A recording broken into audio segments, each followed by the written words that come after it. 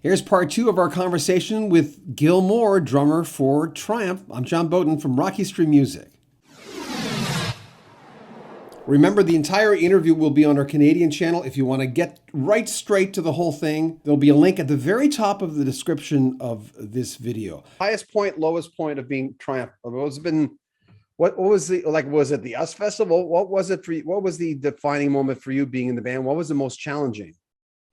I think the high point was being able to have my mom and dad come to, Maple Leaf Gardens and, with in a limo with a security guard and get walked out to their seats and sit and watch, because my mom and dad had big families and they were great. My aunts were phenomenal. They treated me like gold on both sides, my uncles too. But I had one aunt on my dad's side who was a teacher, and sometimes in the evening he would talk to her, and we loved her. My aunt Isla, she was amazing, but she would always say, "Well, Herb, what's Gil going to do once he stops with this music stuff?" And she was from the old school.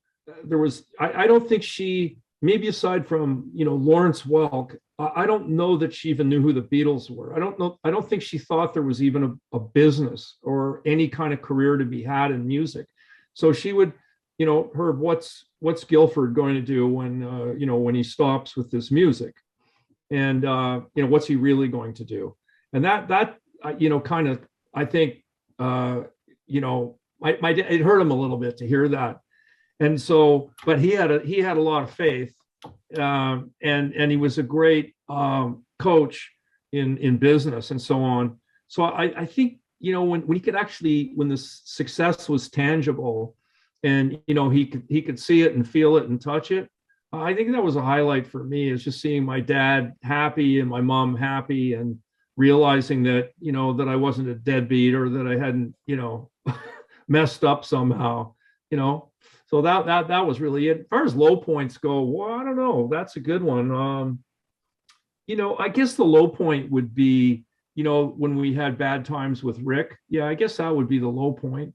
But even then, I don't know. I never lost faith in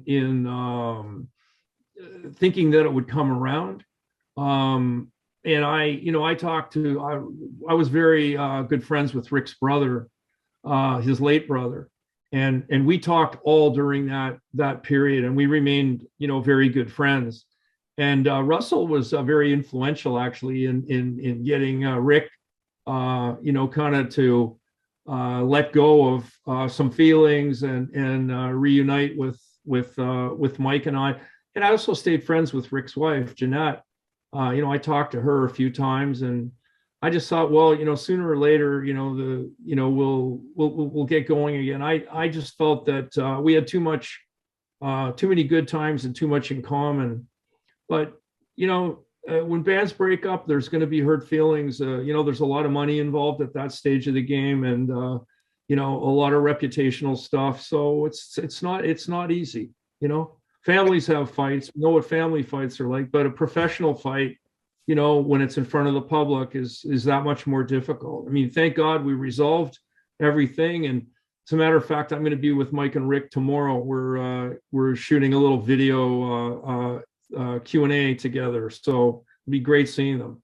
For you, when you were in your parents' house, I'm curious, what were the songs that you were practicing? What were the ones that you were trying to get down? Because obviously you had your heroes too.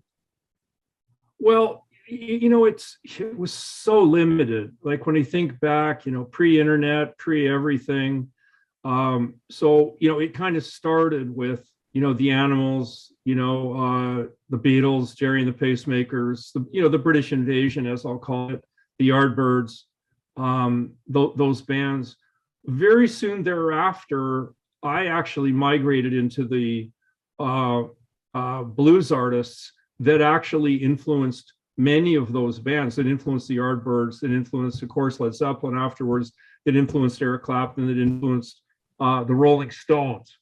And so that was a real change up for me getting into those bands. But at the same time, which seems totally incongruous, I was influenced by military drumming. And I was very, very lucky that I met Skip Prokop. I'll never forget, the drummer from Lighthouse. And Skip gave me a lesson that changed my life. One lesson, 20 minutes, changed my life. What did he do? Sorry? What did he, like, what was the magic in 20 minutes? In 20 minutes, he talked to me about how to improve your sticking and your speed and your power. And I think a lot of what goes wrong with young drummers is there's a sort of a lollygag way to do things, and then there's the hard way to do things. So the first thing he said to me, he says, "Do you have a practice pad?" I said, "Well, not really. I couldn't afford one. I made one." He said, "Okay, how'd you make it?" I said, "Well, I took 2 pieces of plywood." He said, "How thick was the plywood?" I said, "It was 3/8." I said, "Put them on an angle." And then I took the mud flap off my bicycle, and I used that as the reflective surface, and I cut it into a square, and I nailed it onto the board. And he said, "Okay, that's pretty good." He said, "You're actually lucky that you don't have a real practice pad. Those things are for wussies." He said, "Here's what I want you to do." He says, "Forget the practice pad. I want you to start working on a pillow." And I went, "A pillow? That won't work." And he said, "Exactly. That's why you're going to do it this way." And then he said, "Let me see you. Let me just see you play on your lap." So, like I went like this a little bit, and he went, "That's no good." He said, "Your sticks are moving about 6 inches. I want to see your sticks move 12 to 14. He said, "What size sticks do you use?" I said, 7A or 7B, whatever. He says, "Stop." He says, "Use 2B from now on." He says, "When you play live, you can use those lighter sticks, but use 2B all the time. Go 12 to 14, use a pillow." And anyway, I won't go on and on into the minutia, but it was like, what? I never, I didn't hear these things before. This was the first time in my life. I went home and I just woodshedded. Then I stumbled upon another drummer, because I used to show up at live shows and just kind of hang around and try to observe the drummer. That was what I did when I was 14.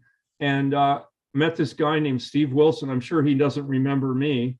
But anyway, I hung around till after they finished playing. And it turned out he came from the De La Salle Drum Corps as well. So he was sort of, if not a protege of Skip's, he came from the same lineage. And he sort of reinforced all the Skip stuff.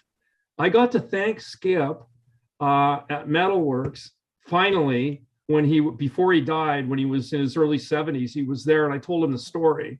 And of course, when I was a kid, I never had the nerve to walk up to him. How I got the lesson was he saw me writing crib notes. I was standing beside the stage, and I had a little booklet, and I was writing stuff down while he was playing. And when he played the last song, he came over and he put his hand on my shoulder, and he jokingly said, "Hey kid, what are you doing?" And he's trying to scare me, and he did. And I said,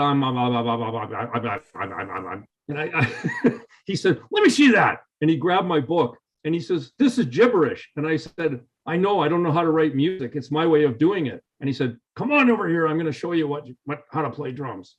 And he brought me into the dressing room with Danny Gerard and Chuck Mitchell and, the rest of the guys in the Poppers, and literally gave me the lesson in the 30-minute break between 2 sets of the Poppers. So the truth is stranger than fiction sometimes, Thanks for sharing that. And Skip was a guy, and people will pay attention to Bob McBride. Here's the lead singer guy. But I mean, Skip was back there singing too. And of course you did that. By the way, I always loved your voice. I always loved your voice. You had a sharpness to your voice that I really, really liked. And as a drummer, but I couldn't sing. Chase sings, but he doesn't want to sing. That's like a rite of passage for when you get people like that. Phil Collins, there's so many drummers who sing. Who were your influence? Was Skip an influence like that as far as a singer?